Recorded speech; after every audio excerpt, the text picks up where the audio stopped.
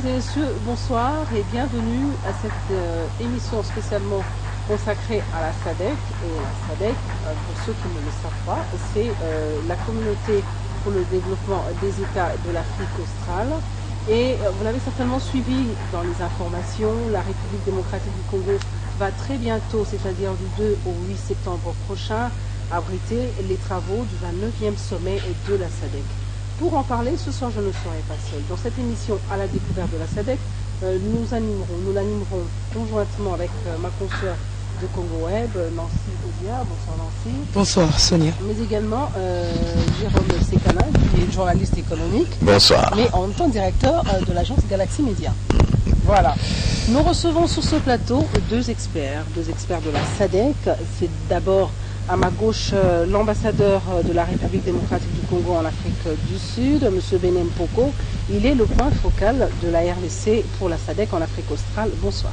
Bonsoir, madame.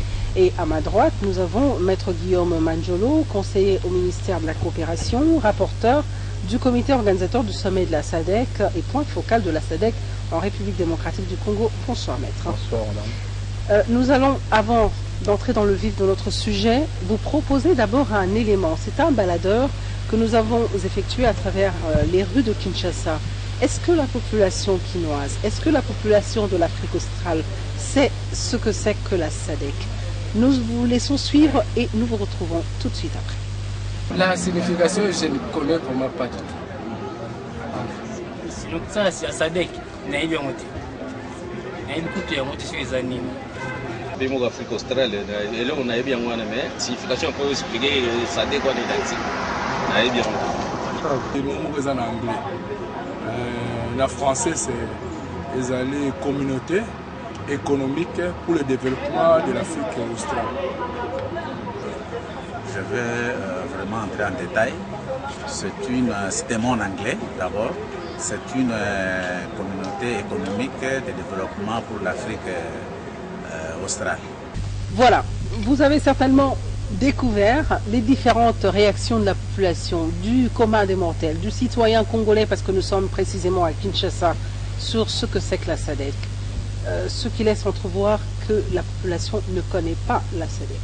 Mes confrères sont d'accord avec moi, et certainement les intervenants, après avoir suivi cet élément. Je commencerai par Maître Guillaume, qui est conseiller au ministère de la Coopération.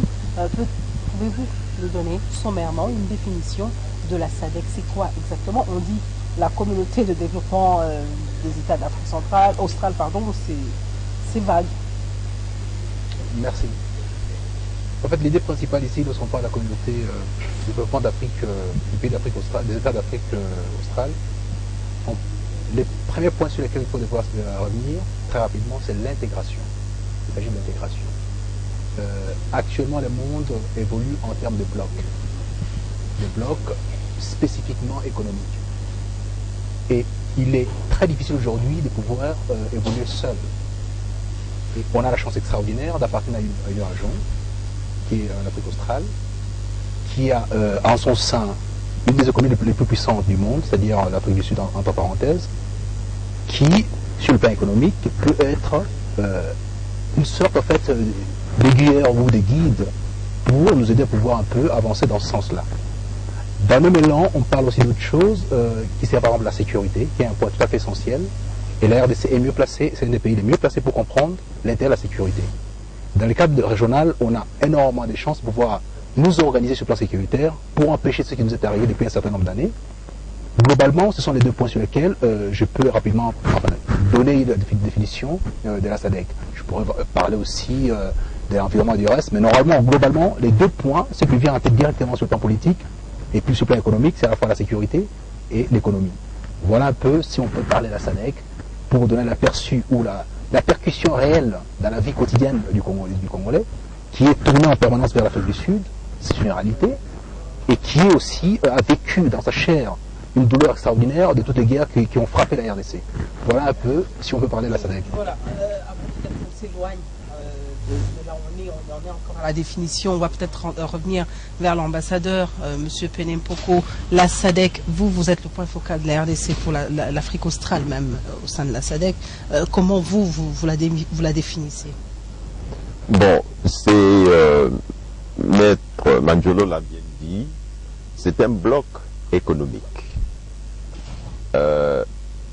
On est dans un monde qui va vers la globalisation.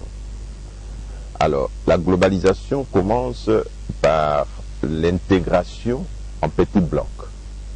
Donc, les 15 États de l'Afrique australe qui composent la SADC se sont dit, nous devons nous mettre ensemble, nous devons intégrer nos économies, nous devons élaborer un programme d'échanges commerciaux et même d'échanges culturels pour que la région devienne un bloc autonome. Et ce bloc va donc avoir des échanges commerciaux, culturels et autres avec d'autres blocs en Afrique. Vous savez que nous parlons aujourd'hui de l'Union africaine. Mais l'Union africaine doit être basée sur des piliers, sur des petits blocs. C'est comme si on construisait une maison. Cette maison a une fondation. La fondation a plusieurs piliers, des murs, et ainsi de suite.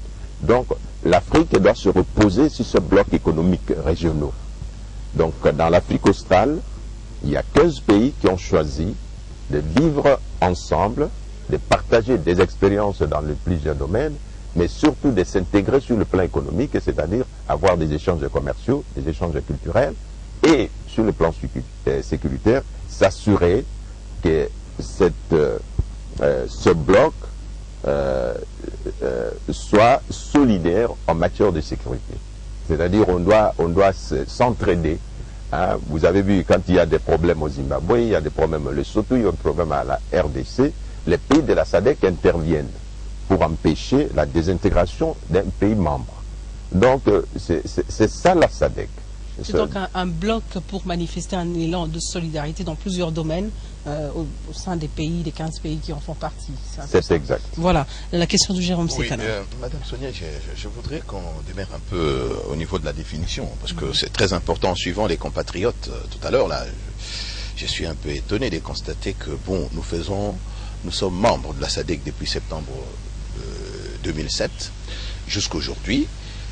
La SADC est presque inconnue en République démocratique du Congo. Quelle est la politique communicationnelle de la SADC? Parce qu'en tant que membre, le gouvernement que vous représentez valablement en tant que point focal, vous êtes point focal en Afrique du Sud, vous point focal au niveau du comité organisateur, vous devriez prendre toutes les précautions pour permettre à l'homme de la rue, aux Congolais, de connaître ce que c'est la SADC, une structure aussi importante comme celle-là, et non attendre les derniers jours de l'organisation du 29e sommet pour parler de la SADC. Qu'est-ce qui se passe? Quelle est la politique communicationnelle de la SADC qui veut que tous les habitants de cet espace économique puissent connaître ce que c'est la SADC? Peut-être pour corriger Jérôme avant de répondre, la RDC fait partie de la SADC depuis 1997. Oui, donc 97, depuis 1997 et non 2007, c'est une erreur qui s'est glissée. Oui, je vous en prie.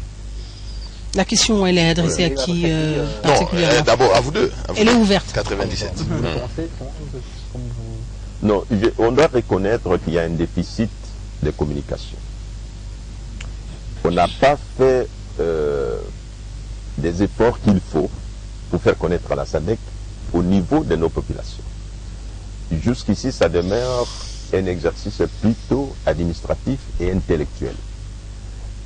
C'est-à-dire, l'homme de la rue ne sent pas la présence de la SADC. Pourtant, si aujourd'hui le Congo a pu préserver son intégrité territoriale, en partie c'est à cause de la SADC. Oui. Parce que quand le pays était attaqué par nos voisins de l'Est, c'est la SADC qui venait à notre recours. Donc, il y a un déficit communicationnel et qu'on doit corriger. Ça, nous devons l'avouer. Parce que nous parlons entre nous, on doit l'avouer. Et puisque nous allons abriter le 29e sommet des chefs d'État de la SADC chez nous, c'est vraiment l'occasion, nous devons profiter de cette occasion pour faire connaître cette organisation régionale qui nous est très très très chère. Parce que quand on regarde les autres blocs économiques en Afrique, vous avez les COAS en Afrique de l'Ouest, vous avez les East African Community en Afrique de l'Est, vous avez COMESA, et vous avez les pays du Nord, on est plus des Maghreb. Je crois que la SADC, c'est le bloc le plus dynamique, le plus solidaire, le plus homogène. On va mettre à côté de cela même la CEAC, finalement. Même la CEAC, une autre organisation à laquelle la RDC fait partie. Exactement. Donc, étant donné notre position géographique, nous faisons partie de l'Afrique australe, tant bien de l'Afrique australe que l'Afrique centrale. C'est ainsi que nous appartenons à ces deux organisations. Mais je peux vous dire que sur le plan économique, étant donné le poids de l'Afrique du Sud, la SADC, c'est le bloc le plus important dans notre continent. Je me surenchérir aussi sur le point, ce qu'il vient de dire, monsieur l'ambassadeur. En fait, on est plus dans l'action, on a été plus dans l'action que dans la communication. C'est vraiment un déficit. Mais il faut tenir compte de certaines réalités. Est-ce qu'on a été dans une disposition de pouvoir mieux communiquer à l'époque où on était en pleine période de guerre pour expliquer qu'effectivement, si nous sommes en train de bénéficier de cet apport majeur qui est l'aide des États membres de la SADC, est-ce que les gens comprendraient dans ce sens-là? Puisqu'on a plus parlé d'amitié du président de la République de l'époque avec les amis du Sud, on n'a pas compris que c'était un cadre particulier de l'activité de la SADC. Donc on était plus dans l'action et ce n'était pas évident de pouvoir démontrer ça. Et au jour d'aujourd'hui, le fait que nous prenions la présidence de la SADC et que nous puissions abriter énormément des réunions ici en RDC, nous serons amenés en permanence. Donc vous allez corriger. Oui, effectivement, nous serons amenés en permanence à pouvoir expliquer parce que notre devenir réel se trouve de ce côté-là. C'est vrai que l'aspect central est nécessaire, mais en tout cas notre devenir réel se trouve de ce côté-là. Et d'ailleurs son apport majeur, bon, il n'échappe à personne, je vais revenir là-dessus, peut-être si, je ne sais pas si c'est déjà dans le fond du débat, sur le fait qu'il y a des projets qui sont connus de tous, de la désintégration de la RDC. Mais si ça a été sauvé, si on a conservé cette volonté particulière des Congolais, c'est surtout, ou on peut dire même essentiellement, grâce à cet apport de nos frères de l'Afrique australe, donc de la SADC. Donc c'est assez important. Même si on ne l'a pas dit ouvertement, si on n'a pas fait la communication à ce niveau-là, mais néanmoins nous avons bénéficié. Donc l'acte a été d'une importance capitale, il faut souligner, on aura le temps de voir à venir, même dans le livre d'histoire, puisque sur le plan historique, nous parlons aussi de ces choses-là et tout ça, donc même dans le livre d'histoire, on en parlera comme étant un acquis majeur de notre intégrité, de notre, comment dirais-je, de devenir commun. Ça c'est important. Et tout à l'heure, vous parliez de la présidence que nous allons assumer. Peut-être Nancy va relancer sur la question, avant peut-être, je ne sais pas si elle a une autre question en dehors, mais j'aimerais que vous reveniez sur la question de la présidence que nous allons assumer et que les gens sachent comment ça se passe, comment aujourd'hui on arrive à l'assumer et qui l'assume avant nous. Voilà, Nancy. Voilà, on sait que c'est l'Afrique du Sud qui assume actuellement la présidence de la SADC dès la tenue du 22e sommet, excusez-moi, j'ai des petits problèmes avec la gorge. Voilà, c'est la RDC. 29e, c'est ce que j'ai dit tout à fait. Ce sera la RDC qui en prendra la présidence.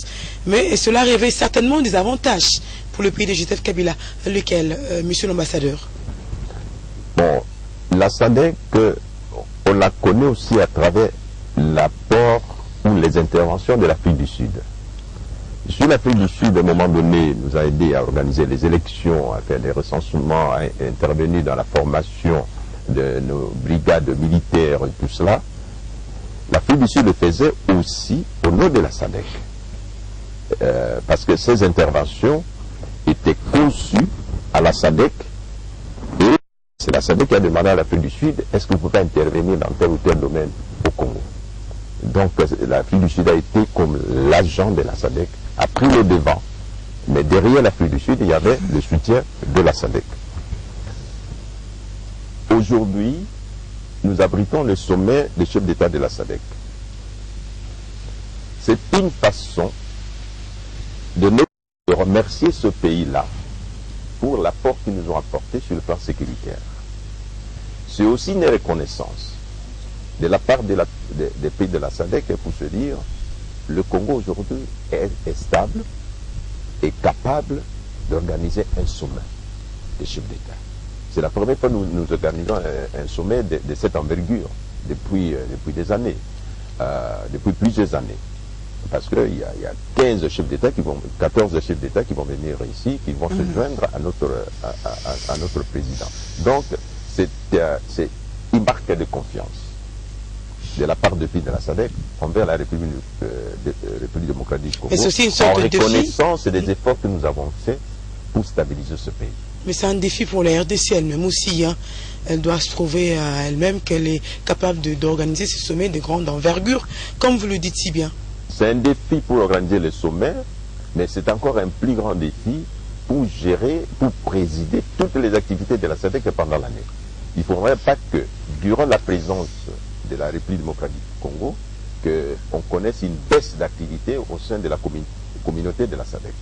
C'est un défi que nous devons relever parce que l'Afrique du Sud va transférer la présidence à la République démocratique du Congo et l'Afrique du Sud a géré ce pays pendant cette année qui vient de s'écouler avec beaucoup de compétences, avec beaucoup de rigueur. Il faut maintenir le cap. Voilà, il y a des problèmes dans la sous-région qui se posent. Il y a eu le problème des Zimbabwe. L'Afrique du Sud est intervenue en tant que président de la SADC. Il y a le problème à Madagascar. L'Afrique du Sud est intervenue. Donc, tous ces problèmes-là, c'est la République démocratique du Congo qui va prendre le devant pour trouver des solutions qui s'imposent. Bien sûr, en collaboration avec les autres États membres. Donc, c'est vraiment une marque de confiance en notre pays et je crois que nous sommes capables de faire face à ce défi-là. Peut-être pour relancer sur la question de Nancy, revenir encore une fois sur la présidence. Aujourd'hui, on comprend parce que vous venez de dire que c'est pour une période d'une année que l'on va gérer la SADC. Mais je reviens encore sur la question de départ. Comment ça se passe pour qu'aujourd'hui la RDC assume cette haute fonction? Quelles sont les conditions pour y accéder? On sait que c'est tournant, mais comment y accéder? Oui, peut-être l'organisation. Elle est rotative, donc c'était les tours de notre pays. Est-ce que c'est par des élections? Comment c'est arrivé? C'est par consensus. C'est par consensus. La République démocratique du Congo a exprimé le désir de tenir ce sommet. Il y a d'autres pays aussi qui ont exprimé le même désir. Et en consultation entre les chefs d'État, entre eux, ils ont décidé que cette année-ci, c'est le tour de la République démocratique du Congo parce que c'est un pays post-conflit, un pays émergent. Et en marque de confiance, on dit, on va au Congo. Et quels sont les dividendes que nous allons en tirer? Bon, d'abord, c'est une reconnaissance de notre leadership. Oui. On reconnaît que le Congo est capable, non seulement d'organiser les sommets, mais de diriger cette organisation régionale pendant une année. Ça, c'est un. Deuxièmement, on a les négociations avec le monde extérieur doivent passer au sein de la SADC, doivent nécessairement passer par le Congo. Les négociations avec l'Union européenne, les négociations avec d'autres pays du monde, la résolution des conflits, et tout ça, c'est le Congo qui va prendre le devant. Donc, comme je l'ai dit, c'est une marque de confiance. Alors, puisqu'on nous fait confiance, nous devons en profiter pour tirer les dividendes. Par exemple, on va faire connaître le Congo, c'est aussi, il y a l'aspect publicitaire. Le Congo va se faire connaître. Le Congo a émergé. Parce que quand on parle du Congo aujourd'hui à travers le monde, on voit toujours les conflits à l'Est, en Itourie, ceci, cela. Et on voit toujours l'aspect conflictuel. Aujourd'hui, on va voir un Congo qui est capable de gérer, d'organiser un sommet important et de gérer les conflits au sein de la sous-région. Donc, les consultations avec les grands de ce monde vont passer nécessairement par le Congo et nous pouvons en profiter pour nous faire connaître à l'extérieur, attirer les investisseurs, convaincre les investisseurs que le Congo est stable, ils peuvent donc venir investir chez nous, et essayer d'élaborer des programmes d'échanges commerciaux avec les pays de la sous-région, ainsi de suite. Donc il y a plusieurs dividendes. Surtout que les pays de la SADC attendent du Congo, parce que une des questions que nous devons aborder, quelles sont les attentes de la part de pays membres? On va y revenir peut-être. Okay, une question pour Maître Mandiolo. Le défi majeur qui attend la RDC par rapport à la tenue de la présidence tournante de la SADC sont énormes, surtout qu'elle succède à l'Afrique du Sud. Est-ce qu'aujourd'hui, on peut dire que le pays de Joseph Kabila est prêt à relever tous ces défis? Bien sûr, on peut le dire. Si les autres pays membres ont voulu mettre les pieds à l'étrier pour cette activité, enfin, pour présider, c'est parce que tout simplement ils ont confiance. Vous savez, regardez un peu le parcours qui est le nôtre, ils nous ont suivis, ils ont vu comment on a évolué. On a eu moins de blocages chez certains pays de la région. C'est-à-dire à partir de 97, tout ce qui s'est passé pour arriver à ce que nous sommes aujourd'hui. mais c'est une question de négociation permanente. On a eu à faire des élections. Dans quelles conditions on a fait les élections? Il y a eu une transition. Donc la RDC a été à mesure de passer au-delà des passions, d'autres choses, de tout ça pour pouvoir consolider, comment dirais-je, une stabilité interne de sorte à pouvoir avancer. Peu importe les tendances qu'il y avait dans le pays et tout ça, nous avons pu surpasser tout ça, dépasser tout ça pour arriver à un compromis et avancer. Or, dans ces discussions, toutes les discussions dans l'Afrique australe, on a besoin de compromis en permanence. Ce qui fait que nous sommes assez mieux outillés pour pouvoir parler des compromis en permanence. Donc c'est un des rares pays de la région qui est outillé dans ce sens-là. Si vous regardez très bien les pays qui sont autour de nous, ont eu énormément de blocages pendant plusieurs années, alors que nous, dans un laps de temps assez court, on a pu surmonter tout ça. Donc c'est une preuve assez majeure, assez importante. Au-delà de ça, la RDC est une des réserves importantes en toutes les matières, ce qui fait que tout le monde a intérêt à passer par la RDC pour pouvoir négocier les activités de la SADC. Et nous sommes mieux placés pour mieux négocier nos activités et notre potentiel. Donc, oui, peut-être pour que vous complétiez à ce stade, dans quel secteur exactement la SADC intervient? Dans tous les domaines de la vie? Dans tous les domaines, tous les domaines. L'intégration économique est dans tous les domaines d'activité. Tout à l'heure, on passait par économique et culturel, c'est-à-dire à la fois sur le plan culturel et sur le plan économique. Quand vous parliez des minerais, vous parlez d'eau, d'énergie, et tout ça, dans tous les domaines d'activité, nous travaillons dans tout le domaine. Il n'y a aucun domaine qui est écarté. Je ne sais pas. Bon, l'intégration économique dans l'espace SADC fonctionne à plusieurs vitesses. Dans la mesure où vous prenez par exemple les barrières douanières qui sont tombées en 2008. Nous, jusqu'aujourd'hui, on attendait une délégation de la SADC qui devrait venir assister la République démocratique du Congo, mais cette délégation n'est jamais arrivée pour nous permettre de quantifier c'est que le manque à gagner, parce que lorsque nous laissons tomber nos barrières, les marchandises en provenance des pays riches comme l'Afrique du Sud, c'est la première puissance économique de l'Afrique. Vous avez un pays comme l'Angola qui produit 3 millions de barils par jour. Bon, tout ça, nous serons perdants. Mais on a demandé à la SADC d'envoyer des experts, la SADC n'a pas répondu. Et là-dedans, nous voyons que les rapports de force ne sont pas les mêmes. Qu'est-ce que nous allons faire? Nous trouvons dans cette situation-là, maintenant que nous allons abriter la SADC, la présidence de la SADC. Est-ce que nous allons tirer la couverture de notre côté pour résoudre ces genres de problèmes, ou bien nous attendrons encore très longtemps? Non, en termes d'intégration économique, les chefs d'État de la SADC ont établi un programme spécifique, un programme ici d'intégration. En 2008, on a créé la zone de libre-échange. Oui. Les tarifs douaniers ne sont pas encore tombés. Les barrières. Des barrières. Mais en 2008, on a créé la zone de libre-échange. Nous avons demandé moratoire parce que nous ne sommes pas prêts. Oui. Pour deux raisons. D'abord, nous importons plus que nous exportons vers les pays de la SADC. Il suffit de se mettre à Kasumbalesa, vous allez voir que les marchandises qui entrent au Congo, il n'y a pas une contre-valeur qui sort. Oui. En plus, on nous a demandé d'établir une liste de produits qui pourraient bénéficier de certains avantages. Parce que lorsque les tarifs tombent, il y a toujours un pays qui gagne, un pays qui perd. Il y a un mécanisme de compensation pour les pays qui perdent dans cet échange-là. Mais on nous a demandé à nous de donner une liste de produits que nous allons commercialiser et exporter vers les pays de la SADC.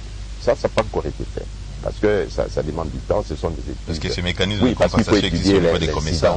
Tarifaires, il y a des études qui sont en cours. Donc, maintenant que nous allons assumer la présidence de la SADC, nous allons demander à ces experts-là de venir nous aider à accomplir cette tâche-là. En 2010, c'est là où nous allons aller vers l'union douanière. Oui. Mais chez nous, nous avons un problème spécifique. Parce que quand vous faites partie de l'union douanière, vous ne pouvez pas appartenir à des organismes régionaux. Or, nous appartenons à la CAC et à la COMESA, à part la SADC. Ça fait trois. Ça pose un problème politique, technique, ainsi de suite. Nous devons résoudre ce problème-là. Oui. Et comment résoudre ce problème? À l'intérieur de l'union, à l'extérieur de l'union douanière, tous les pays membres pratiquent un tarif commun. Alors, lorsque vous appartenez à deux organisations régionales, quel est le tarif commun que vous allez appliquer vis-à-vis des pays extérieurs?